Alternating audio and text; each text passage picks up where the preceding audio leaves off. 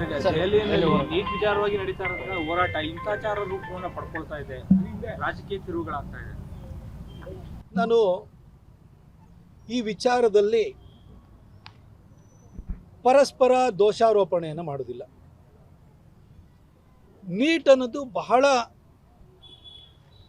ಗುರುತರವಾದಂತಹ ಒಂದು ಪರೀಕ್ಷೆ. ಆ ಪರೀಕ್ಷೆಯ ಪ್ರಶ್ನೆ ಪತ್ರಿಕೆ ಸೋರಿಕೆ ಆಗಿದ್ದು ನಮ್ಮೆಲ್ಲರಿಗೂ ಕೂಡ ಬೇಸರನ ತಂದಿದೆ, ನಮಗೂ ಮುಜುಗರ ಆಗಿದೆ. ಇದು ಕಾಂಗ್ರೆಸ್ ಸರ್ಕಾರದಲ್ಲಿ ಆಗಿದ್ದಿದ್ರೆ ಯಾವ್ದು ಮಾಮೂಲಿ ಬಿಡು, ಪ್ರಶ್ನೆ ಪತ್ರಿಕೆಯನ್ನು ಸೋರಿಕೆನೋ ಮಾಡ್ತಾರೆ, KPSC ಹಗರಣಗಳನ್ನು ಸಾಲಾಗಿ ಮಾಡ್ಕೊಂಡು ಬಂದಿದ್ದಾರೆ, ರಿಕ್ರೂಟ್ಮೆಂಟಲ್ಲೂ ಮೋಸ ಮಾಡ್ತಾರೆ, ಇಂಟರ್ವ್ಯೂನಲ್ಲೂ ಮೋಸ ಮಾಡ್ತಾರೆ. ಅದೆಲ್ಲರಿಗೂ ಜನಕ್ಕೂ ತಿಳಿದಿದ್ದು, ಇದಕ್ಕೆ ನಾವೇನು ಬೇಸರ ಮಾಡ್ಕೋಬೇಕು ಅಂತಿರಲಿಲ್ಲ. ಆದರೆ BJP ಸರ್ಕಾರದಲ್ಲಿ ಇದಾಗಿದ್ದು ನಮ್ಮೆಲ್ಲರಿಗೂ ಕೂಡ ಬೇಸರ ತಂದಿದೆ. ಆದರೆ ನಮ್ಮ ಹೆಮ್ಮೆಯ ಪ್ರಧಾನಿ ನರೇಂದ್ರ ಮೋದಿಜಿಯವರು ಈ ಪ್ರಕರಣದಲ್ಲಿ ನ್ಯಾಷನಲ್ ಟೆಸ್ಟಿಂಗ್ ಏಜೆನ್ಸಿದು ಸಮಸ್ಯೆ ಇದೆಯಾ, ಇಲ್ಲಿ ಮಂತ್ರಿಗಳ ಸಮಸ್ಯೆ ಇದೆಯಾ, ಅಥವಾ ಈ ಸಮಸ್ಯೆನಲ್ಲಿ ಯಾರು ಭಾಗಿಯಾಗಿದ್ದಾರೆ ಅದರ ಆಳಕ್ಕೆ ಹೊಕ್ಕಿ ಅವರನ್ನು ದಂಡಿಸುವಂಥ ಕೆಲಸಕ್ಕೆ ತಕ್ಷಣಕ್ಕೆ ಮುಂದಾದರು. ಇವ್ರ ಮೇಲೆ ಕಾಂಗ್ರೆಸ್ ಟೈಮಲ್ಲಿ ಆಗಿಲ್ವಾ ಅಂತ ಹೇಳಕ್ಕೆ ಹೋಗಲಿಲ್ಲ. ನಮ್ಮ ಟೈಮಲ್ಲಿ ಆಗುವಂಥದ್ದು ಇದು ಅಕ್ಷಮ್ಯ. ಇದು ಹಾಗಾಗಿಯೇ ಹಿಂದೆ ನ್ಯಾಷನಲ್ ಟೆಸ್ಟಿಂಗ್ ಅಕಾಡೆಮಿ ಆ ನೀಟ್ ಎಕ್ಸಾಮಿನೇಷನ್ ಏನಿದೆ ಅದು ಆ ಎಕ್ಸಾಮಿನೇಷನ್ನಲ್ಲಿ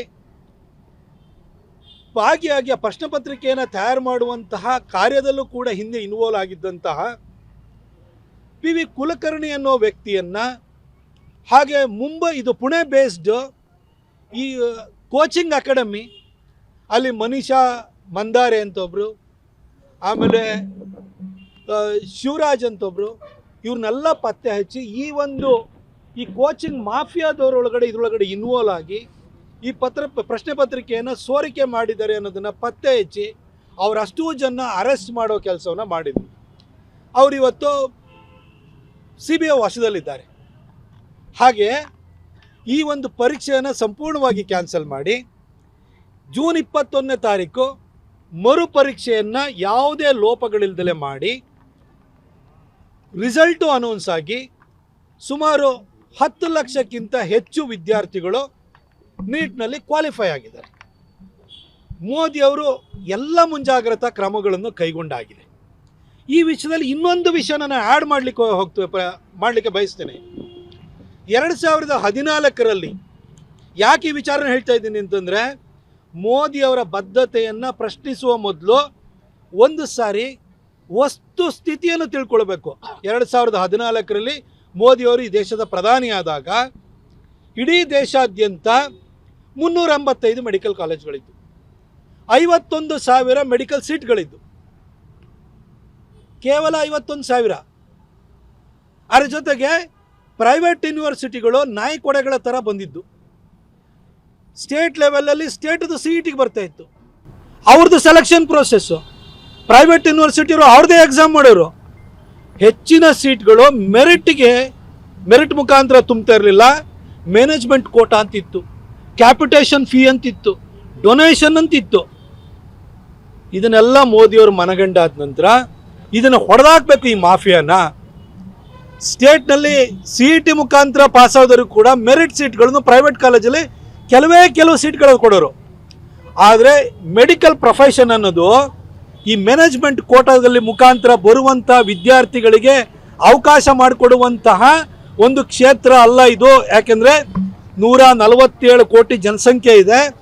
ಜನರ ಆರೋಗ್ಯ ರಕ್ಷಣೆ ಮಾಡುವಂತಹ ಗುರುತರ ಜವಾಬ್ದಾರಿಯನ್ನು ಮುಂದೆ ವಹಿಸ್ಕೊಳ್ಳುವಂತಹ ವೈದ್ಯರನ್ನು ನಾವು ತಯಾರು ಮಾಡುವಂತಹ ಒಂದು ಪ್ರಕ್ರಿಯೆ ಆಗಿದೆ. ಹಾಗಾಗಿ ಇಲ್ಲಿ ವ್ಯತ್ಯಾಸ ಆಗಬಾರ್ದು ಅಂತ 2016ರಲ್ಲಿ ನೀಟ್ ಎಕ್ಸಾಮಿನೇಷನ್ನ ತಗೊಂಬಂದರು. ನೀಟ್ ತಗೊಂಬಂದಾದ್ಮೇಲೆ 2016ರಲ್ಲೇ ಜುಲೈನಲ್ಲಿ 2 ಸರಿ ಎಕ್ಸಾಮ್ ನಡೆದು ಇವತ್ತು ದೇಶದಲ್ಲಿ ಏಕರೂಪದ ಪ್ರವೇಶ ಪರೀಕ್ಷೆ ನಡೀತಾ ಇದೆ. ಇವತ್ತು ಚೆನ್ನಾಗಿ ನಡ್ಕೊಂಡು ಬರ್ತಾ ಇದೆ. ಹಾಗಾಗಿ ಇವತ್ತು ಮಕ್ಕಳು ಡೊನೇಷನ್ ಕೊಟ್ಟು ಕ್ಯಾಪಿಟೇಷನ್ ಫೀ ಕೊಟ್ಟು ಕಾಲೇಜಿಗೆ ಹೋಗಬೇಕಾದ ಅಗತ್ಯ ಇಲ್ಲ. ಬಡವ್ರ ಮಕ್ಕಳು ಕೂಡ ಮೆರಿಟಲ್ಲಿ ಪಾಸ್ ಆಯಿತು ಅಂತ ಹೇಳಿದರೆ ನೀಟ್ ಮುಖಾಂತರವಾಗಿ ತಮಗೆ ಆಯ್ದಂಥ ಕಾಲೇಜು, ತಮ್ಮ ಅರ್ಹತೆಗೆ ಅನುಗುಣವಾದ ಕಾಲೇಜುಗಳು ಸಿಗ್ತಾ ಇದ್ದಾವೆ. ಅದ್ರ ಜೊತೆಗೆ 51,000 ಸೀಟ್ ಇದ್ದಿದ್ದನ್ನು ಇವತ್ತು 1,36,000 ತೊಗೊಂಡೋಗಿದ್ದಾರೆ ಮೋದಿಯವರು. ಅಂದರೆ 3 ಪಟ್ಟು ಹೆಚ್ಚು ಮಾಡಿದ್ದಾರೆ. ಮೆಡಿಕಲ್ ಕಾಲೇಜ್ಗಳು 385 ಇದ್ದು 825 ಆಗಿದ್ದಾವೆ. ಇಷ್ಟು ಒಳ್ಳೆ ಕೆಲಸವನ್ನು ಮಾಡಿದ್ದಾರೆ. ಈ ಒಂದು ಪ್ರಶ್ನೆ ಪತ್ರಿಕೆ ಸೋರಿಕೆ ಆಗಲಿಕ್ಕೆ ಈ ಪ್ರೈವೇಟ್ ಏನು ಕೋಚಿಂಗ್ ಏಜೆನ್ಸಿಗಳು ಅದರಲ್ಲಿ ಇನ್ವಾಲ್ವ್ ಆಗಿದ್ರು. ಎಷ್ಟೋ ಸರಿ ನಾವು ಲೂಪ್ ಹೋಲ್ಸ್ ಗೊತ್ತಾದ್ಮೇಲೆ ಪ್ಲಗ್ ಮಾಡೋ ಕೆಲಸನ ಅವ್ರು ಮಾಡಿದ್ದಾರೆ.